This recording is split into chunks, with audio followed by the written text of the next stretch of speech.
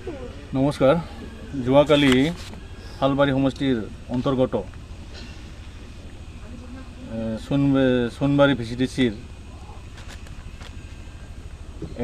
এলেংগামাৰী বুলি এটা চকত UPP দলৰ তৰফৰ পৰা গ্ৰেণ্ড জইনিং চেৰেমনি বুলিকে এটা সভা অনুষ্ঠিত কৰিছিল আৰু সেইটো সভাৰ জৰিয়তে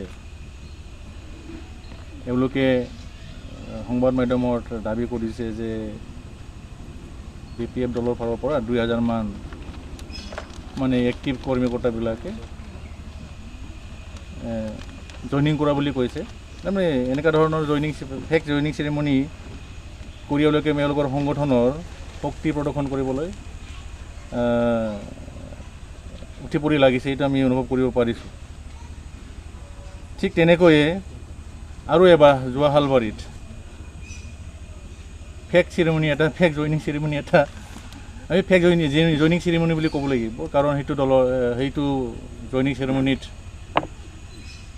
এওঁলোকে যেনেকুৱা ধৰণৰ ঘোষণা কৰিছিলে আমি কাউণ্টাৰ হিচাপে চেলেঞ্জো কৰিছিলোঁ। সেইখন জইনিং চেৰেমনিত যদি এজন আমাৰ BPFৰ এক্টিভ কৰ্মী যদি এওঁলোকে যোগদান কৰা বুলি তথ্য সহকাৰে দেখুৱাই দিব পাৰে, তেতিয়াহ'লে মই BPF দলৰ ৰাজনীতিৰ পৰা অব্যাহতি ল'ম বুলি কৈছিলোঁ। তেওঁৰ ৰিপ্লাই এওঁলোকে দিব নোৱাৰিলে। দ্বিতীয়তে আকৌ এবাৰ সোণবাৰী ভিচিডিচিৰ অন্তৰ্গত এলেংগামাৰী চকত আহি একেই কামটো কৰিলে এওঁলোকে 2000 BPF দলৰ ফালৰ পৰা যোগদান কৰা বুলি কৈছে। এইটো একদম গোকাৰ মিছা কথা। আমি জানাত ইয়াতে আমাৰ এক্টিভ ৱৰ্কাৰটো নহয়, 3জন সাধাৰণ ৱৰ্কাৰ থকাতকৈ নথকাই ভাল। তেনেকুৱা ধৰণৰ ৱৰ্কাৰ 3জন এইটো দলত UPPL দলত এইখন যোগদান সভাত মানে এওঁলোকে যোগদান কৰিলে। তো যিয়ে নহওক, মই এটা কথা ক'ব লাগিব, এওঁলোকে আমাৰ BTCৰ ডিপুটি CM ছাৰৰ পৰা আদি কৰি ৰাকেশ ব্ৰহ্ম EM ডাঙৰীয়া আৰু ইয়াতে নমিনেটেড অনাৰেবল EM উইলচিয়াম হাজদা ডাঙৰীয়াহঁতে কিছুমান বক্তব্য ৰাখিছে। এওঁলোকে কৈছে BTCৰ চৰকাৰৰ, বৰ্তমানৰ BTC চৰকাৰৰ মানে প্ৰমোদ বড়োৰ মহোদয়ৰ UPPL দলৰ চৰকাৰৰ কামবিলাক দেখি পাব্লিকে আকৃষ্ট হৈ মানে UPPL দলত মানে যোগদান কৰাৰ কাৰণে ঢাপলি মেলা বুলি এওঁলোকে দাবী কৰিছে। কিন্তু বাস্তৱত মই এটা প্ৰশ্ন কৰিব বিচাৰিছোঁ, এওঁলোকৰ প্ৰতিশ্ৰুতিৰ ওপৰত যিটো ৰাইজক প্ৰতিশ্ৰুতি প্ৰদান কৰিছিলে ইলেকশ্যনৰ আগত, BTC ইলেকশ্যনৰ আগত যিটো প্ৰতিশ্ৰুতি প্ৰদান কৰিছিলে, যেনিবা মহিলাসকলৰ স্বাৱলম্বীকৰণ, বৈজ্ঞানিক পদ্ধতিৰ কৃষি উন্নতিকৰণ, শিক্ষা উন্নতিকৰণ, স্বাস্থ্য উন্নতিকৰণ, নিবনুৱা সমস্যা সমাধানৰ ব্যৱস্থা, ঠিক তেনেকুৱা ধৰণৰ এওঁলোকে প্ৰতিশ্ৰুতি প্ৰদান কৰিছিলে। মই এইটোতে প্ৰশ্ন কৰিব বিচাৰোঁ, এওঁলোকে যিখিনি প্ৰতিশ্ৰুতি প্ৰদান কৰিছিলে, মই প্ৰথমতে মহিলা স্বাৱলম্বীকৰণৰ ক্ষেত্ৰৰ পৰা আৰম্ভ কৰিব বিচাৰোঁ। যোৱা 27 ছেপ্টেম্বৰৰ যিটো আমাৰ BTCৰ এছেম্বলিৰ যিটো ছেশ্যন আছিলে, এউথাম ছেশ্যন, সেইটোত আমি প্ৰশ্ন কৰিছিলোঁ। মই প্ৰশ্ন কৰিছিলোঁ নিজেই, চলিত BTC চৰকাৰখনে মহিলা স্বাৱলম্বীকৰণৰ ক্ষেত্ৰত কি আঁচনি লোৱা হৈছিলে প্ৰশ্ন কৰা হৈছিলে। তাতে আমাৰ কনচাৰ্ণ ডিপাৰ্টমেণ্টৰ ইনচাৰ্জ BTC ডিপুটি চিফ আমাৰ মাননীয় গোবিন্দ বসুমতাৰী মহোদয়ে উত্তৰ দিছিলে। উত্তৰ মৰ্মেতো এওঁলোকে BTCৰ কোনো পেকেজ বা ফাণ্ডৰ পৰা 1 টকা কোনো আত্মসহায়ক গোটক এওঁলোকে দিব পৰা নাই। ইয়াতে এওঁলোকে কিমানটা আত্মসহায়ক গোটক কিমান পইচা দিলে এইটো অকণমান দেখাইছে, কিন্তু ৰিভলভিং ফাণ্ডৰ পৰা এওঁলোকে দিয়া বুলি কৈছে, ইয়াতে দেখাইছে। তাৰমানে BTC ফাণ্ডৰ পৰা 1 পইচাও নাই। যিবিলাক আগে পিছে SRLM-ৰ আণ্ডাৰত ৰিভলিং ফাণ্ড যিটো আছে চলি থকা যিটো BPF চৰকাৰ আমলত যিটো চলি থকা অসম চৰকাৰৰ আঁচনিৰ জৰিয়তে সেই পইচাখিনি এওঁলোকে দিয়া বুলি কৈছে। তাতে 25,000 আৰু 10,000 15,000 তেনেকুৱা ধৰণৰ দিয়া হৈছে।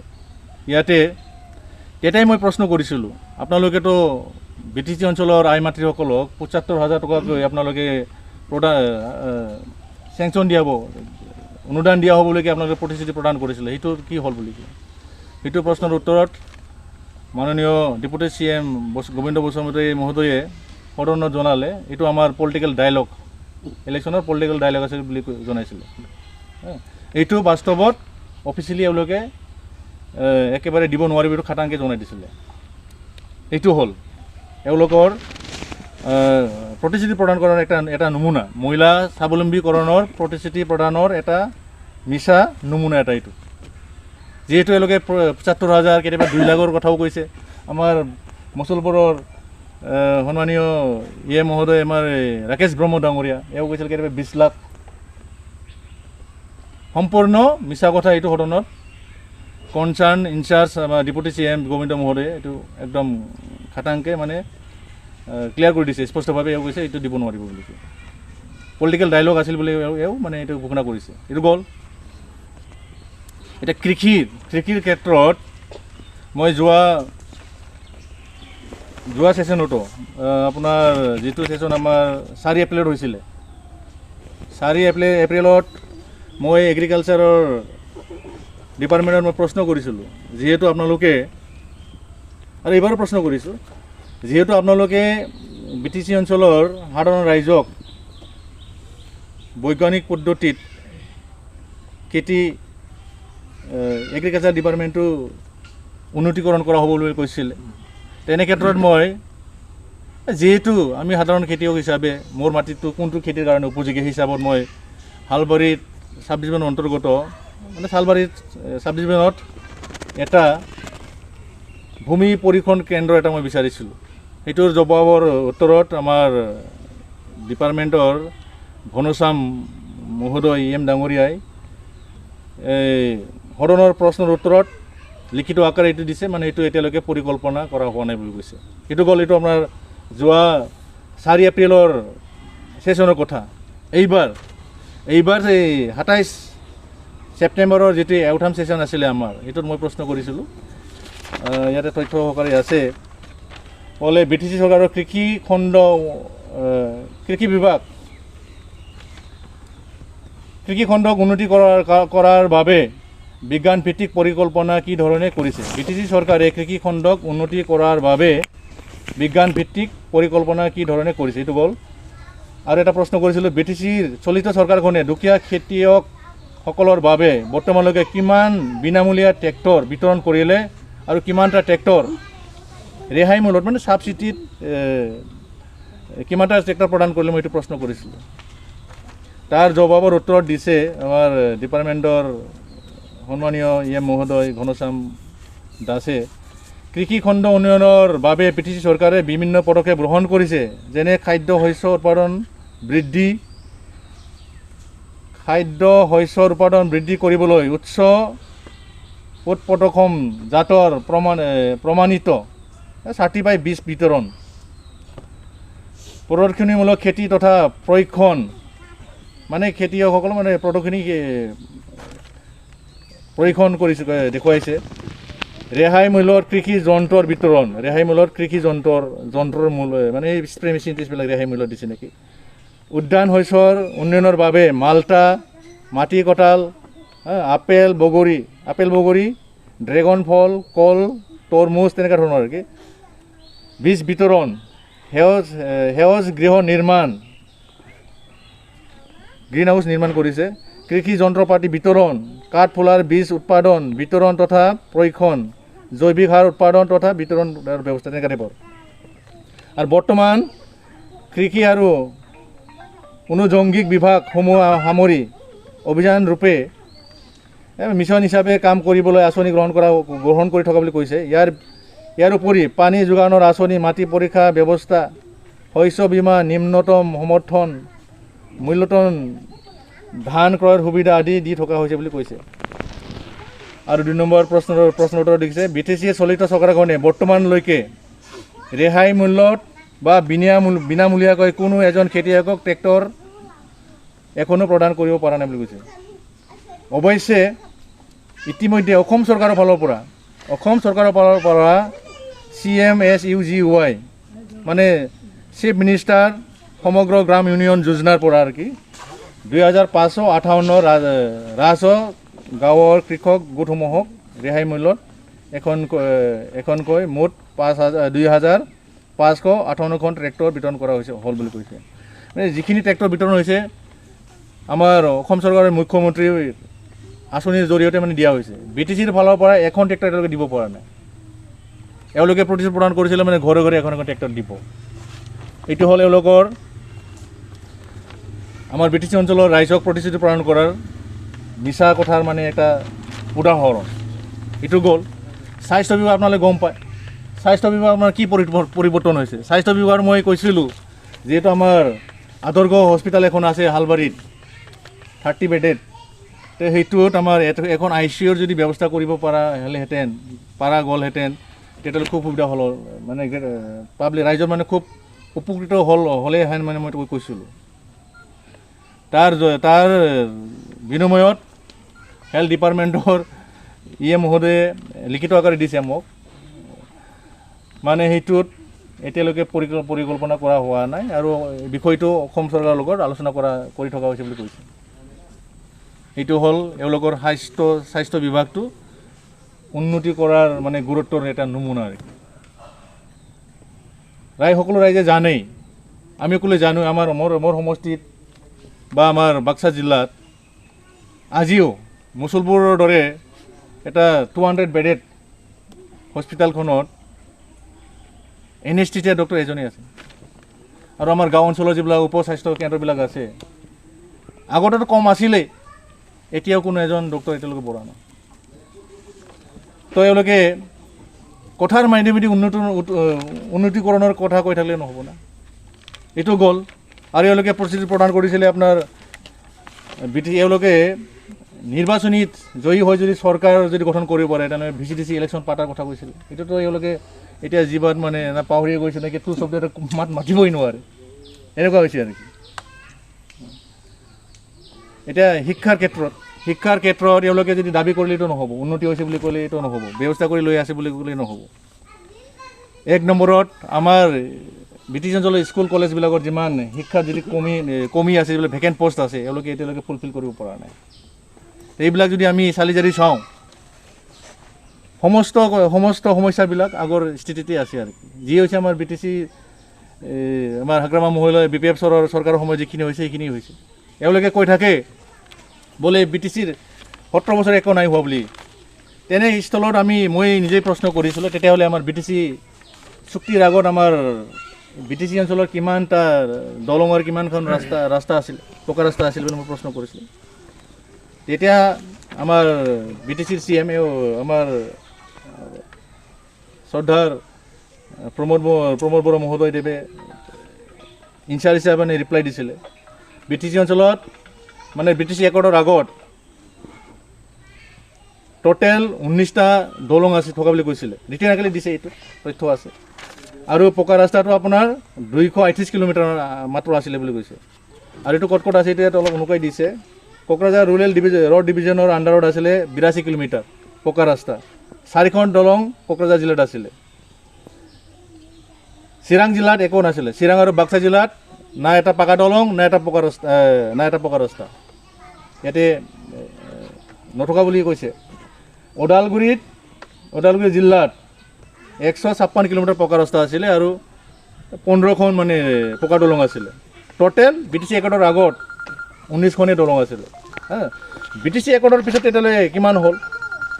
ইয়াতে ৰিপৰ্ট অনুযায়ী ইয়াতে 2990খন দলং আমাৰ হাগ্ৰামা মহিলাই দেৱে কৰি গৈছে, সৰু ডাঙৰ মিলি। 4469 কিলোমিটাৰ পকা ৰাস্তা আমাৰ হাগ্ৰামা মহিলাই দেৱে কৰি থৈ গৈছে।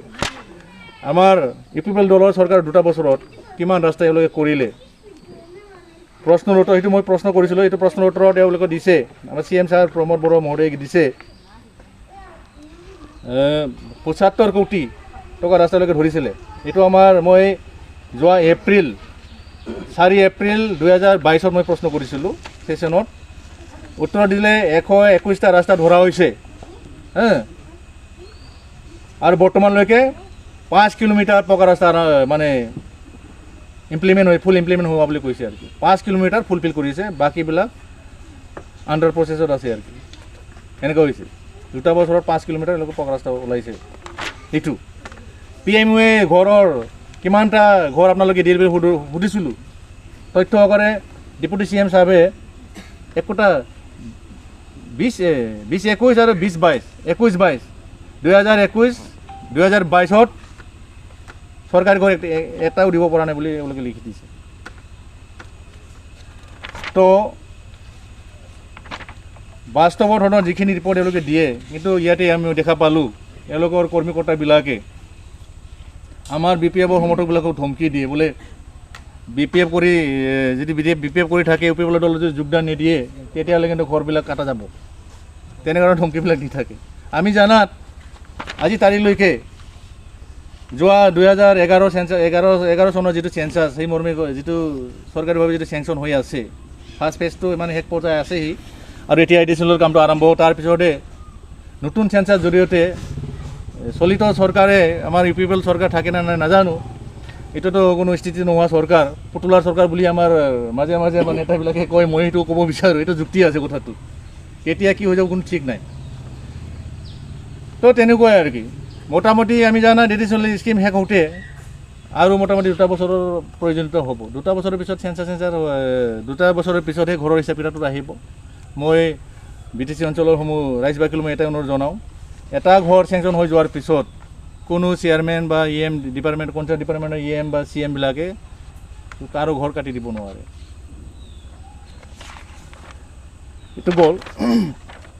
ঠিক তেনেকৈ মই এটা দাবী কৰিব বিচাৰোঁ, যিহেতু এওঁলোকে যিটো প্ৰতিশ্ৰুতি প্ৰদান কৰিছিলে ৰাইজক, আমাৰ হিচাপত যিখিনি তথ্য আছে এওঁলোকে কোনো পৰ্যায়ে এওঁলোকৰ প্ৰতিশ্ৰুতি ৰক্ষা কৰিব পৰা নাই। তেনে ক্ষেত্ৰত কি হিচাপত কোন যুক্তিত প্ৰতিশ্ৰুতি প্ৰদান কৰাটো পৰিপূৰ্ণ নকৰাকৈ ৰাইজে দলে বলে এওঁলোকৰ আমাৰ UPPL দলৰ বা UPPL দলৰ কাৰ্যক্ৰম আকৃষ্ট হৈ দলে বলে যে ঢাপলি মিলিব, এইটো কোন যুক্তিৰ কথাটো কয়। গতিকে এইটো কমপ্লিটলি গোকাত মিছা কথা। তো ঠিক তেনেকৈ যোৱা কিমান আছিলে 15 যোৱাকালি জয়ন্তীটো কিমান আছিলে 16 নে 14 যোৱাকালি 16-10-2022 যিটো জইনিং চেৰিমনি এওঁলোকে পাতিছিলে UPPL দলৰ ফালৰ পৰা, এইটো কমপ্লিটলি আমাৰ সাধাৰণ সম্পাদক মহোদয়ে যেনেকুৱা ধৰণৰ ক'লে এইটো ফেক চেৰিমনিহে আছিলে বুলিকে, এইটোৱেই সত্য। ইয়াতে কোনো BPF দলৰ ফালৰ পৰা 2000, 1000 বা 100, 150 তেনেকুৱা ধৰণৰ যোৱা নাই। 3টা মানুহ আমাৰ দলৰ পৰা অকমান্য কৰ্মীবিলাক গৈছে, জেনেৰেল মেম্বাৰ, যিটোত মানে কি কয় হাল নোবোৱা গুৰু, তেনেকুৱা টাইপৰ 3টা কৰ্মী আমাৰ ফালৰ পৰা গৈছে। ইয়াত আমাৰ কোনো ক্ষতিসাধন নহয়। এইখিনিয়ে, ধন্যবাদ।